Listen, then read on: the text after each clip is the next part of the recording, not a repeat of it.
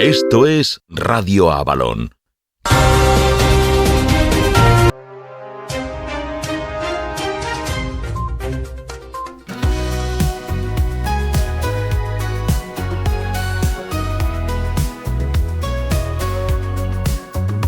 Las páginas del tiempo se despliegan ante mí, historias de valientes y de amor sin fin.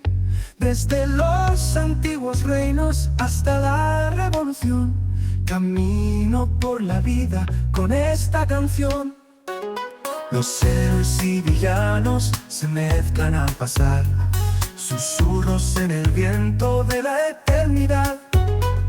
Biografías palpitan en mi corazón, narraciones de sueños y una gran visión.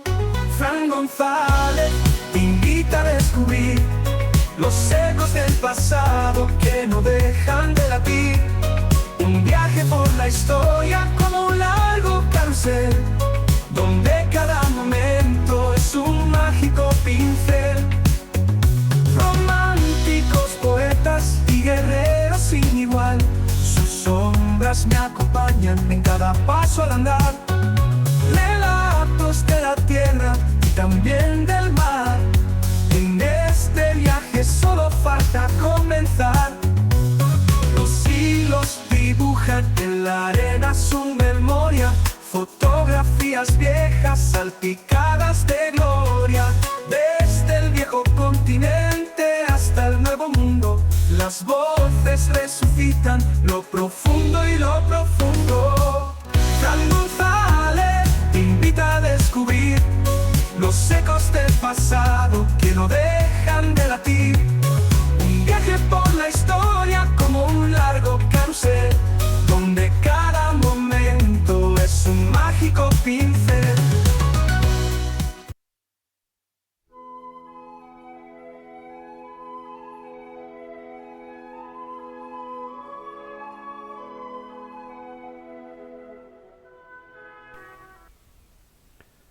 Buenas noches y bienvenidos a De Paseo por la Historia en Radio Avalon. Y he de ser sincero, con los mismos nervios como si fuera el primer día, aunque aquí en realidad sí lo es. Rectificar es de sabios. El ignorante afirma, el sabio duda y reflexiona. No basta saber, se debe también aplicar. No hay que confundir nunca el conocimiento con la sabiduría. Lo que sabemos es una gota de agua, lo que ignoramos es el océano.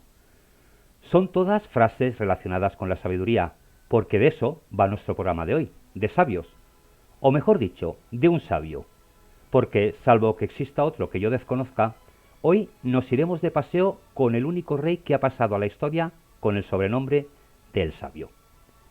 Se le atribuye a nuestro personaje de hoy la orden de que sirviera con la bebida en todos los mesones de Castilla una pequeña porción de comida, generalmente cecina o queso que se ponía sobre una porción de pan.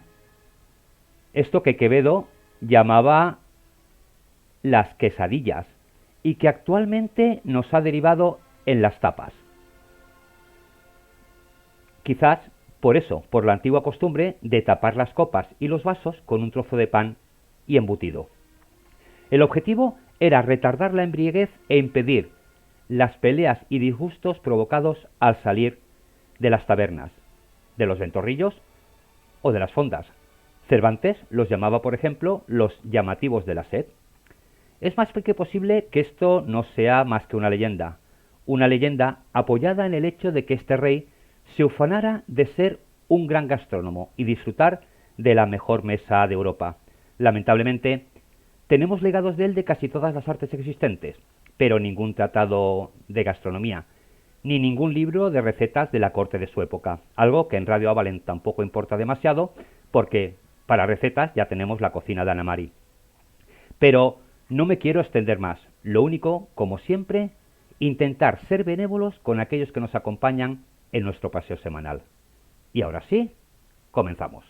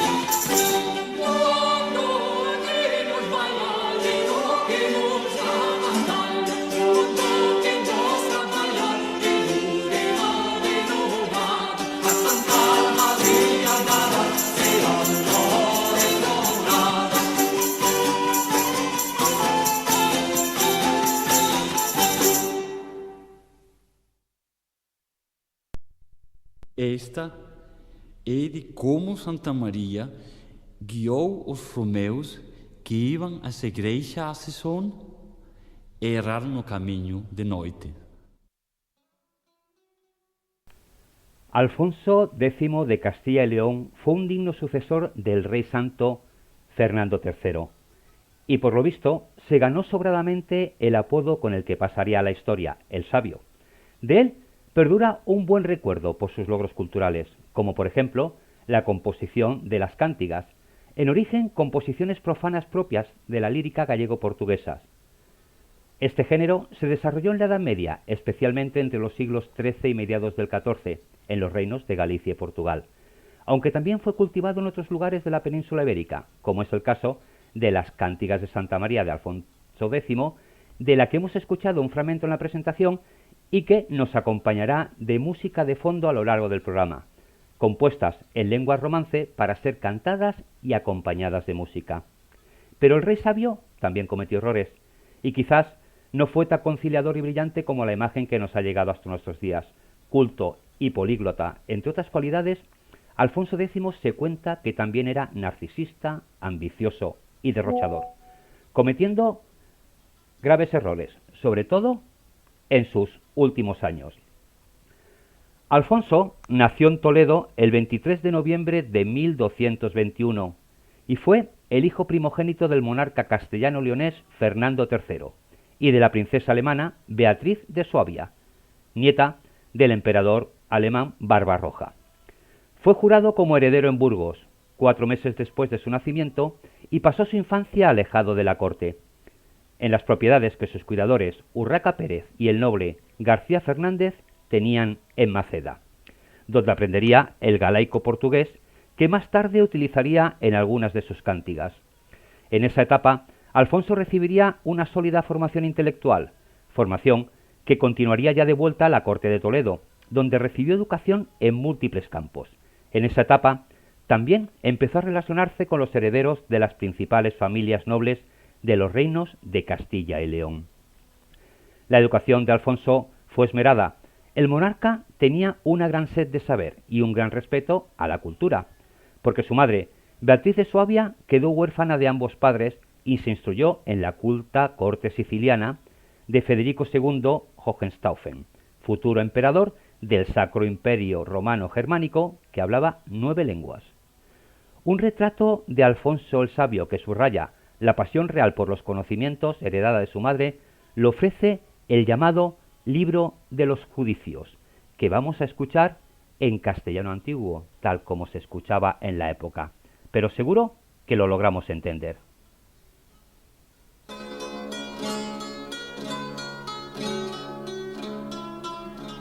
En este nuestro tiempo Dios nos de no dar Señor en tierra conocedor de derechuría y de todo bien, amador de verdad, escudriñador de ciencias, requiridor de doctrinas y de enseñamientos, que ama y allega así los sabios y los que ese, entremeten de saberes se les faz algo en merced, porque cada uno de ellos se trabaja espaladinar los saberes en que es introducto, e tornarlos en lengua castellana a loude y a gloria del nombre de Dios e a honra en prez delante dicho Señor, el qui es el noble rey do.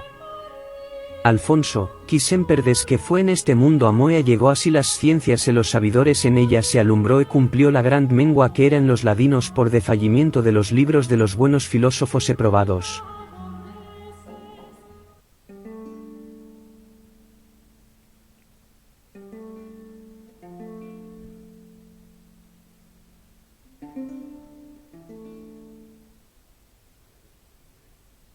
Siglos más tarde, también Carlos V, emperador del Sacro Imperio Románico, también quería considerar al castellano como la lengua de Dios. Cuentan de Alfonso que cuando tenía 10 años participó en una cabalgata hacia la llamada por entonces Tierra de los Moros, para iniciar una reconquista cristiana. Desde Salamanca y pasando por Toledo, donde se les unieron caballeros toledanos, se lanzaron a la conquista de Andújar y de allí a tierras cordobesas. En Palma del Río mataron a todos sus habitantes y tomaron la ciudad. Tras esto, instalaron un campamento en las cercanías de Jerez de la Frontera, junto al río Guadalete. El emir Ibn Hud, que había reunido un numeroso ejército, se interpuso con él entre el ejército cristiano y la ciudad de Jerez, en la denominada Batalla de Jerez. El ejército cristiano derrotó a las tropas musulmanas, a pesar de la superioridad numérica de estos últimos. Fijaos lo que diría Alfonso años más tarde refiriéndose a esta campaña comandada por Álvaro Pérez de Castro.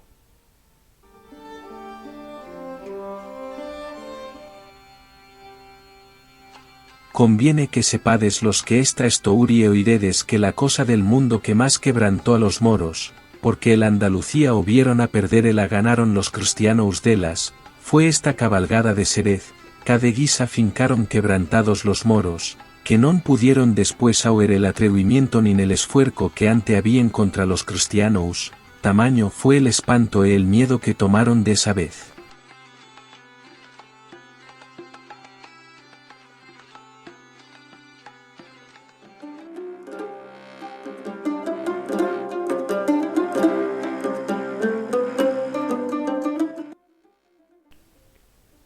La muerte de su madre, la reina Beatriz, en el año 1235, dejó una profunda huella en Alfonso. En el año 1240, su padre decide ponerle una casa propia, sostenida con rentas leonesas y andaluzas, algo bastante inusual en la época, donde el príncipe normalmente residía en la corte. A los 19 años, considerado ya mayor de edad, Alfonso utiliza oficialmente el título de heredero, y comienza a ejercer actividades de gobierno en el Reino de León. En su etapa de príncipe heredero, Alfonso, combinando sabiamente la diplomacia, esta posiblemente con ayuda, y las armas, logró la incorporación del reino taifa de Murcia, a cuyo frente se hallaba un personaje llamado Imhotep, a la corona de Castilla. En el año 1243 se envía una embajada castellana, presidida por el infante, a las tierras murcianas. En la localidad de Alcaraz se firmó un interesante pacto entre los dos bandos, el cristiano y el musulmán. El taifa se comprometía a entregar parias a la corona de Castilla, a cambio de ser protegido por los cristianos. Aquel pacto, no obstante, fue mal visto por un sector de la población musulmana de las localidades de Cartagena, Lorca y Mula, lo que obligó al infante Alfonso a actuar militarmente para conseguir sofocar dichas revueltas. En el año 1245, las tres localidades citadas se habían rendido definitivamente a los cristianos. Entre 1246 y 1247 participó en la Guerra Civil Portuguesa, apoyando a Sancho II de Portugal frente a su rival y hermano, Alfonso de Bolonia. Tras vencer a las fuerzas portuguesas, abandonó el reino para participar en la conquista de Sevilla, colaborando en primera línea de batalla. Con su padre delicado de salud, fue el propio príncipe quien se ocupó del reparto entre los miembros de la hueste de los nuevos territorios adquiridos, así como de distintas labores de gobierno. También consigue para Castilla algunos señoríos y dominios en los que hoy es la región valenciana, como ofrecimiento del rey de Aragón, Jaime I, a modo de dote matrimonial de las infantas Violante y Constanza en su compromiso con infantes castellano-leoneses. Los esponsales entre Alfonso y Violante tuvieron lugar en Valladolid en 1249. Fue un matrimonio de Estado, como todos en aquellos años. Sin embargo, la reina a punto estuvo de ser repudiada por los rumores que corrían sobre ella de que era estéril. Finalmente, logró quedar embarazada en 1253. Ya lo he dicho antes, fue un matrimonio político, ya que se podía decir que el gran amor de Alfonso fue una noble castellana llamada Mayor Guillén de Guzmán, con la que tuvo una hija reconocida, Beatriz de Castilla, que llegaría a ser reina consorte de Portugal. El 31 de mayo de 1252 fallece el rey Fernando, y al día siguiente Alfonso es proclamado rey como Alfonso X de Castilla y León.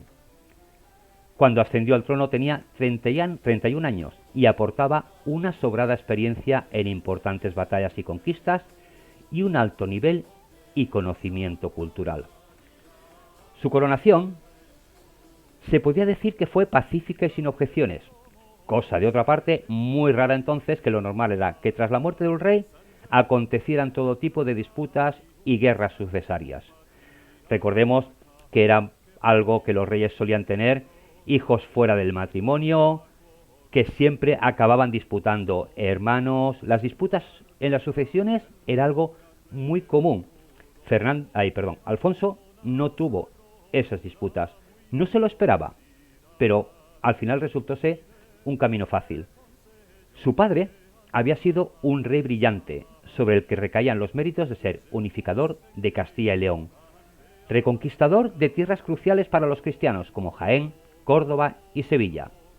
Eso era todo un reto para Alfonso: suceder en el trono a un rey, pugnar por ser bueno y hacer el bien. Fernando III, al que dedicaremos un programa en el futuro, fue canonizado en el siglo XVII, pasando a ser desde entonces Fernando III el Santo. A nivel político, el de Alfonso fue un reinado reformador. Fue el precursor del Estado moderno, que consolidaría más tarde los reyes católicos, y también estableció la supremacía de Castilla sobre los otros reinos. Trabajó en el desarrollo de la economía del sector primario, principalmente en la ganadería ovina.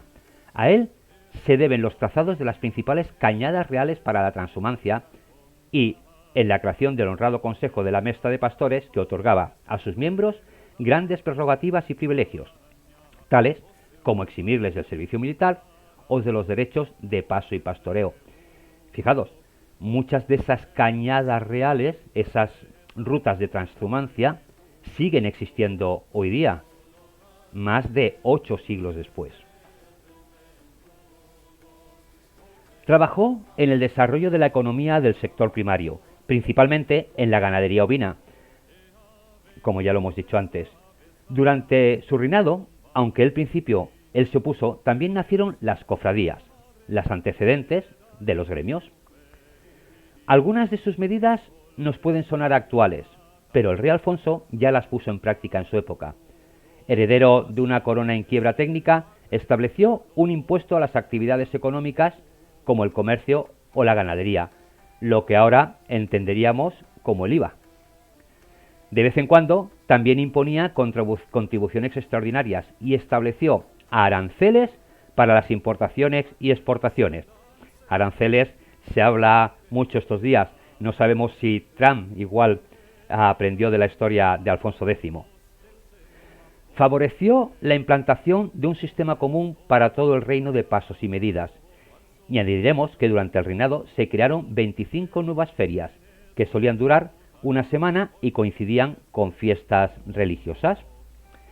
Hasta entonces, las medidas, los pesos, pues León, Castilla, cada uno, incluso cada pueblo utilizaba los suyos. El rey establece esos pesos en un principio y es el creador de las ferias que hoy día conocemos, las ferias ganaderas, las ferias agrícolas, las fiestas mayores. Todo esto ya fue una creación de Alfonso X, que igual que ocurre ahora, suelen coincidir con fiestas religiosas. Decir que incluyó en el pago de impuestos a la nobleza y al clero, lo que por supuesto no sentó demasiado bien a estos. Y esto le costaría lo que se acabó llamando la rebelión nobiliaria. Al clero y a los nobles, que también tuvieran que pagar impuestos como al común de los mortales, no les gustó demasiado. A nivel legislativo, se redactó un fuero real, que unificaba jurídicamente a todos los territorios. Tras algunas reformas, el mundo del derecho los consideraría equiparables a lo que para la teología fue la obra de Santo Tomás de Aquino. Los teólogos se apoyan mucho en la obra de Santo Tomás de Aquino, los juristas se apoyan en la obra de Alfonso X. Además, creó nuevos cargos o rangos militares y dotó a los jueces principales la representación del rey en su ausencia, en algunos actos, como por ejemplo la recepción de castillos o la toma de juramentos, siendo el primer monarca castellano que hizo utilización de las cortes como instrumento habitual de gobierno. Evidentemente, no todo fue un camino de rosas para Alfonso. Desde principios de su reinado tuvo que afrontar diversas rebeliones en los territorios que se iban incorporando a Castilla. Primero, con los mudéjares de las tierras andaluzas, que contaban con el apoyo del rey de Granada, que veía como la influencia musulmana en la península iba en decaimiento. Sus relaciones con el clero y la nobleza a menudo pasaron por muchos altibajos. El rey que casi siempre alcanzaba sus propósitos principales, en algunos casos tenía que ser a cambio de algunas concesiones o privilegios. Sin embargo, no podemos decir lo mismo de su relación con el resto de la familia real, que, aunque como ya dijimos le permitieron una sucesión pacífica, no tardaron demasiado en hacerle frente. Sus hermanos Enrique y Frasrique se rebelaron contra él. Al segundo lo hizo ejecutar. Posteriormente también lo haría otro hermano, Felipe. Felipe, en 1272, llegó arzobispo de Toledo, pero murió al poco. El Benjamín varón de la familia, Manuel, fue un fiel compañero de Alfonso hasta que al final del reinado se rebeló contra él en apoyo de su sobrino Sancho, hijo del rey. Al igual que sucediera siglos más tarde con Carlos V, que sí lo fue, Alfonso estuvo a punto de convertirse en el primer español en ser emperador del Sacro Imperio Románico.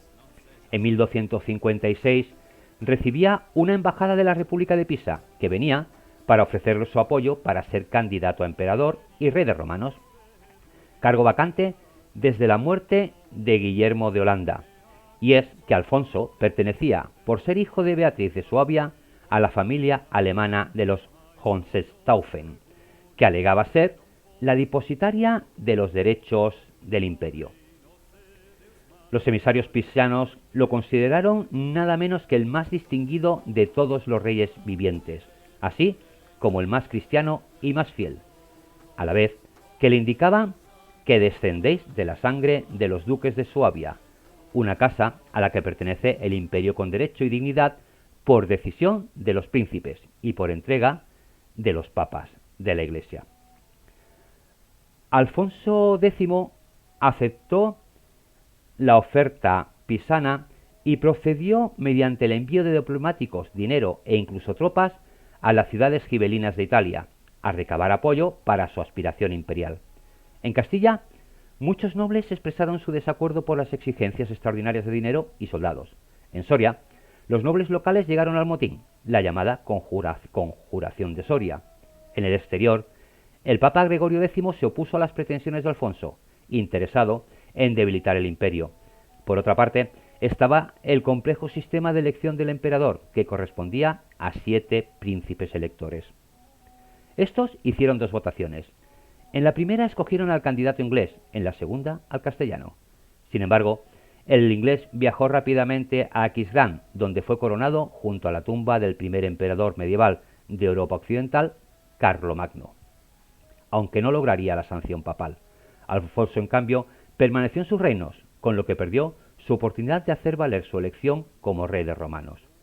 Nunca pisaría tierra germana.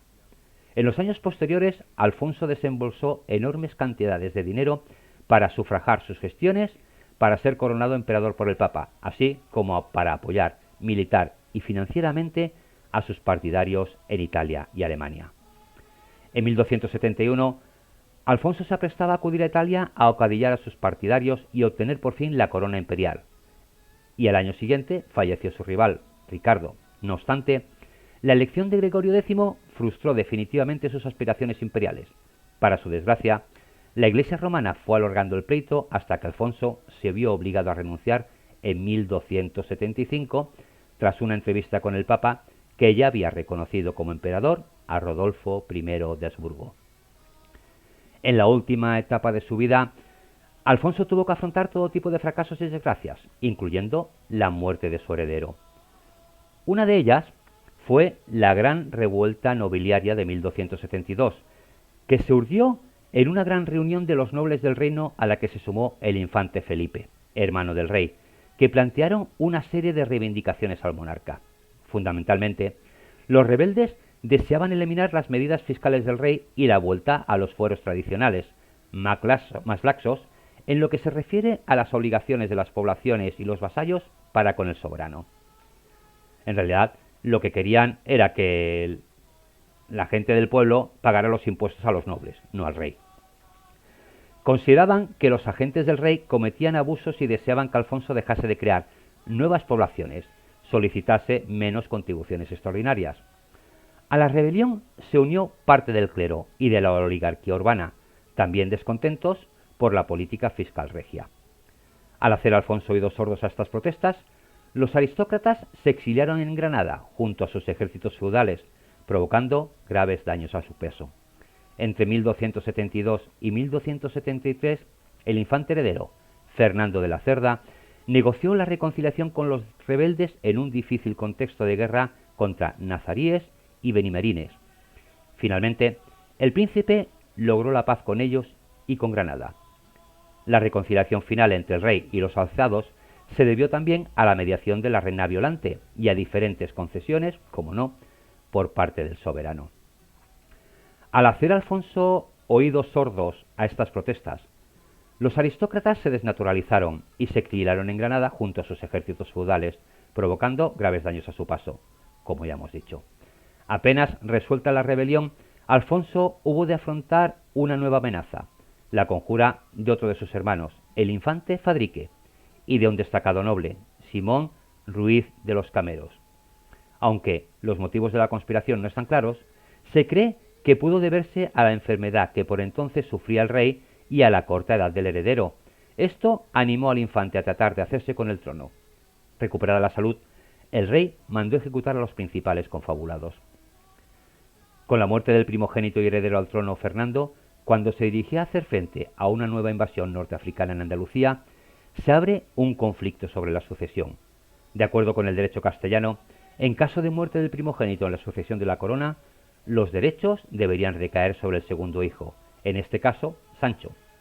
Sin embargo, el derecho romano privado inducido en las 7 partidas establecía que la sucesión correspondía a los hijos de Fernando.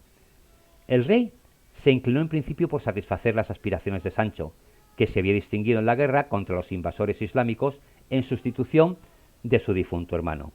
Pero luego, presionado por su esposa Violante y por Felipe III de Francia, tío de los hijos de Fernando, el rey se vio obligado a buscar fórmulas para contentar a estos. Sancho, al que llamaban el Bravo por su fuerte carácter, se enfrentó a su padre cuando éste pretendió crear un reino en Jaén para el mayor de los hijos del antiguo heredero, y así contentar al rey de Francia con una solución alternativa. Esto acabó con otra rebelión, con Sancho al frente y una parte de la nobleza siguiéndolo, que convocaron las Cortes de Valladolid, donde reconocieron al primogénito rey, destituyendo a Alfonso. La mayoría de los notables del reino, desde la reina Violante o el infante Manuel hasta gran parte de la nobleza, el clero y los consejos, tomaron partido por Sancho. Alfonso, enfermo y con la corona cuestionada, se refugió en Sevilla. La rebelión supuso el desbaratamiento de la política fiscal y monetaria de Alfonso, quien, sin embargo, conservó el favor del Papa Martín IV y del rey de Francia. Al reponerse de la enfermedad a finales de 1282, maldijo a su hijo, a quien desheredó en su testamento, y ayudado por sus antiguos enemigos, los benimarines, tribus del norte de África, empezó a recuperar su posición, cuando cada vez más nobles y ciudades rebeldes iban abandonando la facción de su hijo. Pero el 4 de abril de 1284, el rey sabio muere en Sevilla, y Sancho, a pesar de haber sido desheredado, fue coronado como nuevo rey en Toledo el 30 de abril de 1284. Fruto de su matrimonio con Violante, Alfonso tuvo 11 hijos, pero no fueron los únicos, ya que estos hay que sumar una larga lista con madres, algunas conocidas y otras desconocidas, de antes y durante su matrimonio. No quiero aburriros con la lista, pero los reconoció a todos.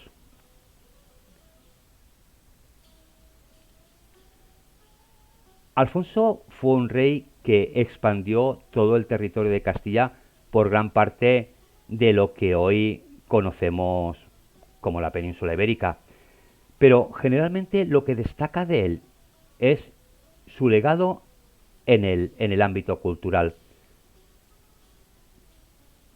donde destacan el Fuero Real de Castilla, las 7 partidas, tratados jurídicos como las tablas alfonsíes, tratados de astronomía, como por ejemplo algunos tratados del universo, de las estrellas, también algunos de carácter históricas, la historia de España y la Grande.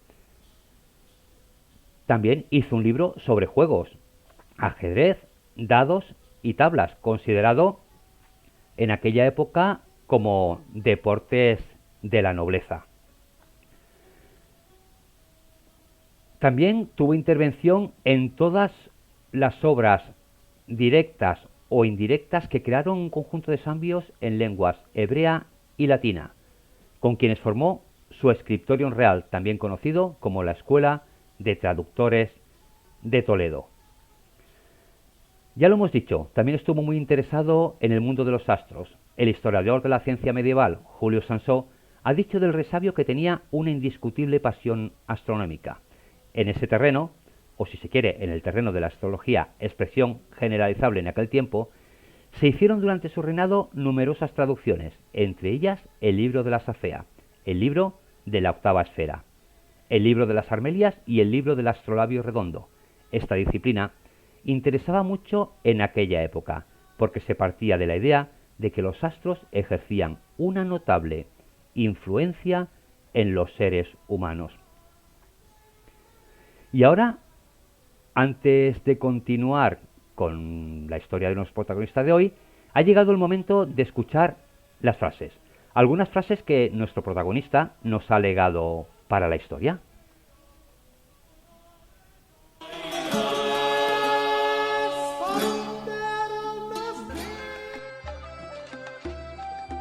Los cántaros cuanto más vacíos, más ruido hacen. La libertad consiste en poder hacer todo lo que no daña a otro.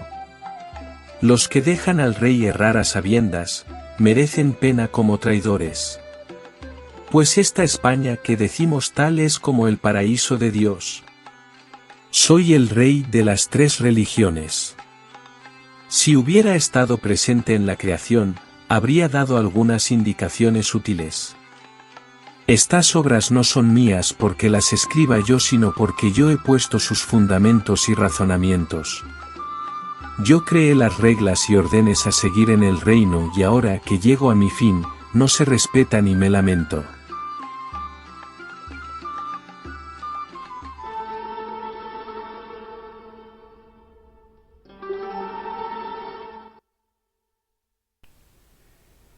Fijaros, los cántaros, cuanto más vacíos, más ruido hacen. Hay una expresión que utilizamos mucho, es de, este tiene la cabeza hueca, pero madre mía el jaleo que hacen los que tienen la cabeza hueca. La libertad consiste en poder hacer todo lo que no daña a otros. Creo que no hace falta muchas explicaciones de lo que significa esta frase, que tendríamos que aplicar todos. Somos libres, pero la libertad no implica el daño. Los que dejan al rey errar a sabiendas merecen pena como traidores. Él, como buen sabio, estaba dispuesto a rectificar y no admitía que los demás le dejaran equivocarse sin al menos habérselo dicho. Pues esta España que decimos tal es como el paraíso de Dios. Esto era algo que al final se convirtió en una lucha entre reyes castellanos, luego en los reyes de España, sobre todo con los reyes franceses. Todos querían ser la tierra de Dios, todos buscaban el favor papal normalmente, y como tal querían reconocidos. Soy el rey de las tres religiones. Luego hablaremos un poquito de por qué él decía que era el rey de las tres religiones, porque eso era un título con el que a él mismo le gustaba llamarse. Si hubiera estado presente en la creación, había dado algunas indicaciones útiles. Ya lo hemos dicho, en sus últimos años se convirtió en un rey narcisista, en un rey que incluso cuestionaba, a pesar de ser un ferviente cristiano, cuestionaba la creación, la consideraba imperfecta. Estas obras no son mías porque las escriba yo, sino porque yo he puesto sus fundamentos y razonamientos. Otra vez nos encontramos ante este personaje que se dejó llevar por el narcisismo. Él se rodeaba de todo tipo de escribas y sabios, de lo mejorcito que había en Toledo, que tenía a las tres religiones, a los sabios cristianos, musulmanes y judíos, pero aún así él se atribuye lo que él escriba y dice que ha puesto los fundamentos y los razonamientos. Yo creé las reglas y órdenes a seguir en el reino, y ahora que llego a mi fin no se respetan, y me lamento. Bueno, esto lo vio él en sus últimos tiempos, que todas esas reglas que él había intentado introducir, pues bueno, que se estaban derogando una a una. Es cierto que en los últimos años se tuvo que enfrentar al litigio, principalmente con su hijo, pero no dejaba de ser un rey enfermo. Y un rey que posiblemente veía como todo lo que él había creado, pues acabaría en nada, sería destruido. Tuviera razón o no tuviera razón, todo lo que él hubiera creado fuera bueno o no fuera bueno, pero él, lógicamente, así lo creía.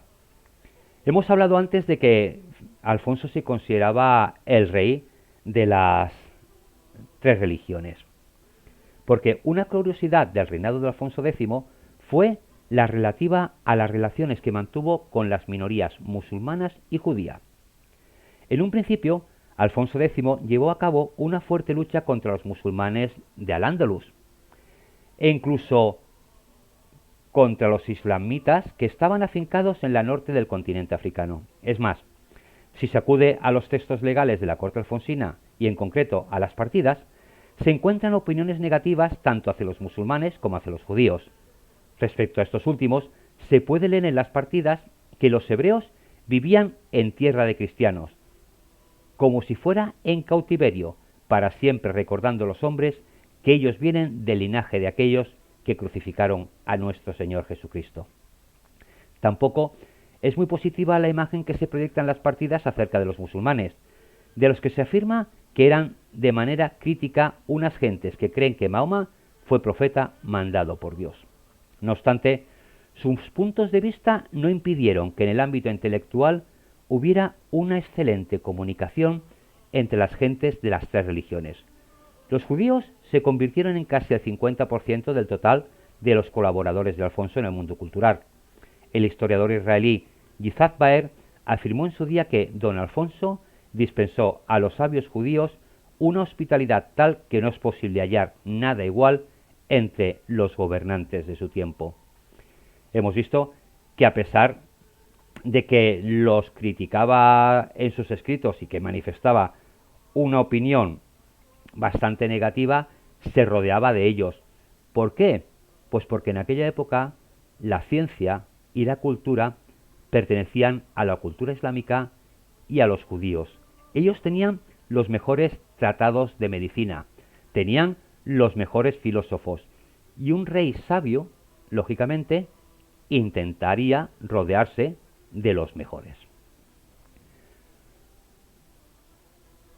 Hoy hemos caminado junto a un rey llamado Sabio, y de sabios es conocer qué opinión tienen algunos historiadores sobre este rey.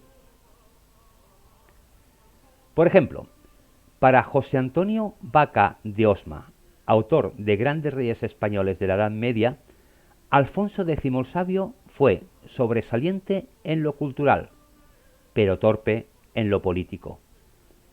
Era brillante, valiente, piadoso, con gran afín de saber, generoso y con muy precoces dotes literarias, pero pecaba de ingenuidad. Pasaba de la tenacidad y la fortaleza a la debilidad y la claudicación. Al final fue un rey culto, pero tenía enfrente a la nobleza, tenía enfrente al clero y tenía enfrente a demasiadas cosas, por lo que muchas veces, lógicamente, acababa siendo un rey débil y claudicaba. Quizás eso fuera uno de los motivos por los que en su última época se dejó llevar por este narcisismo, para de alguna manera camuflar su debilidad. Inés Fernández Ordóñez, académica de la lengua, nos dice sobre él que su actividad cultural no se puede separar de la política. Los libros que patrocinó estaban vinculados a sus tareas de gobierno.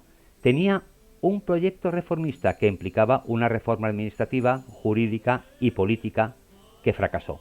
Él quería una monarquía fuerte. A pesar de que en sus libros, en sus escritos, desarrollaba posiblemente unos buenos proyectos políticos, se quedaba en la teoría. Por una cosa o por otra, muchos de ellos no acabó llevándolos a cabo. Una de las sombras en vida del rey Alfonso fue, según lo llaman, ser pariente de Europa. Su madre, Beatriz de Suabia, era bisnieta de Federico II, emperador del Sacro Imperio Romano Germánico. Su mujer, Violante de Aragón, hija de Jaime I el Conquistador. También fue consogro de San Luis, rey de Francia, abuelo del rey Diones de Portugal, cuñado de Eduardo, príncipe de Gales, y de Pedro III el Grande de Aragón, y suegro de María de Molina, que fue reina consorte de Castilla. Por lo que algunos sostienen que, emparentado con tanto poder, se creyó con derecho a aumentar al suyo. Tenía tantos parientes con poder que él, de alguna manera, quería resaltar y quería tener más poder que toda su familia. A Alfonso le perdió su ambición por convertirse en emperador del Sacro Imperio Romano Germánico, una posición que se lograba por elección. Dedicó 20 años de su reinado a conseguirlo y se gastó una fortuna en ello, algo que indignó a sus súbditos y que acabó desgastándolo. Fue un rey ambicioso y soñaba con una guerra divina que nunca pudo ser. Sus reformas eran unificadoras y de ellas bebieron luego los reyes católicos. A él le debemos la primera historia de España, que arrancaba con los primitivos pobladores de la península ibérica desde una visión global. Bajo su mecenazgo se consagró la Escuela de Traductores de Toledo. Monjes e intelectuales europeos descubrieron allí las obras de los sabios musulmanes, griegos, hindús o persas, traducidos al latín, al árabe y al castellano.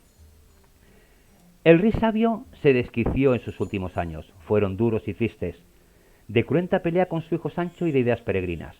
En su segundo testamento designa a su hijo Juan, rey de Sevilla y de Badajoz, y rey de Murcia, a otro hijo.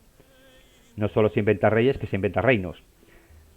Varios instaladores hablan de desbarros del rey. Cuenta Inés Fernández que cuando exhumaron su cadáver se vio que había muerto de cáncer de mandíbula. La enfermedad fue lenta y cruel, y es posible que sea la causa del dolor y los ataques de soberbia de sus últimos años. Los restos mortales de Alfonso X fueron depositados en Santa María de Sevilla, cerca de los de su padre Fernando III y de los de su madre, Beatriz de Suabia. Este rey, que ha pasado más a la historia por su legado cultural que por su legado político, aunque hizo muchas cosas también en el mundo político, pues ya lo hemos visto, pasó de ser un rey combatiente, un rey luchador, un rey que primaba por encima de todo el conocimiento, el razonamiento y la sabiduría, a convertirse en un rey ambicioso, en un rey al que le cegó no el poder que tenía, sino el poder que él creía que podía conseguir, en este caso el Sacro Imperio. Esto le llevó 20 años de su vida, 20 años en la que gastó muchísimo dinero, dinero que salía de los impuestos, que requería unas contribuciones extraordinarias, pues bueno, que no todo el mundo estaba dispuesto a asumir y del que se aprovecharon los nobles, se aprovecharon para hacerle las diferentes rebeliones. Pero ante todo nos quedamos con el sabio, porque si como rey podemos decir muchos contras como él, de su sabiduría y de su legado cultural, creo que podemos decir muy poco, sobre todo si lo situamos 8 siglos atrás. Y para acabar ya con nuestro programa de hoy, lo haremos como siempre con una pista musical. Hoy una canción que utiliza frases en latín como verbum sapienti, una palabra para el sabio, y quo plus habent eo plus copium, cuanto más tienen, más desean. Estas expresiones parecen ofrecer una crítica sutil a la avaricia y la insaciabilidad humana, sugiriendo que la sabiduría reside en conocer los límites del deseo y en encontrar satisfacción en la que ya se posee. Gracias por acompañarme, por perdonar los nervios que haya podido tener en este primer programa, os pido disculpas. Y no olvidéis que mañana conmigo nos volvemos a reencontrar a las 4 con Enclave de Sol, un espacio que vamos a dedicar a la música clásica. Justo después nos viene nuestro compañero Víctor con Fila Cero, un programa que lo va a dedicar al cine y las series. Y a las 10, nuestra hora de relajarnos, de sentarnos en el diván, porque viene nuestro compañero David, valga la redundancia, con el diván de David. Gracias nuevamente, y ahora sí, os dejo con la irlandesa Enya y Corsum Perficio.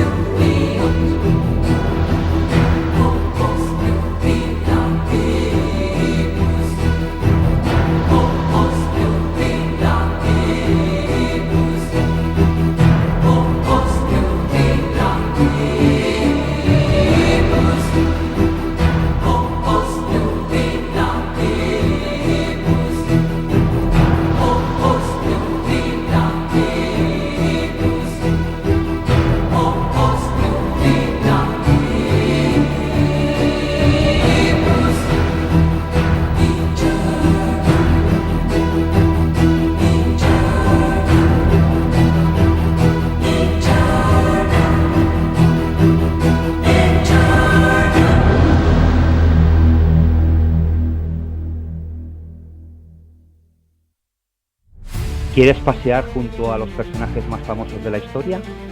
¿Te gustaría revivir los grandes batallas de la antigüedad? ¿Qué sucesos marcaron el devenir de la humanidad? De paseo por la historia, biografías, batallas, acontecimientos históricos. De paseo por la historia, escúchanos en Radio Avalon www.radioavalon.es.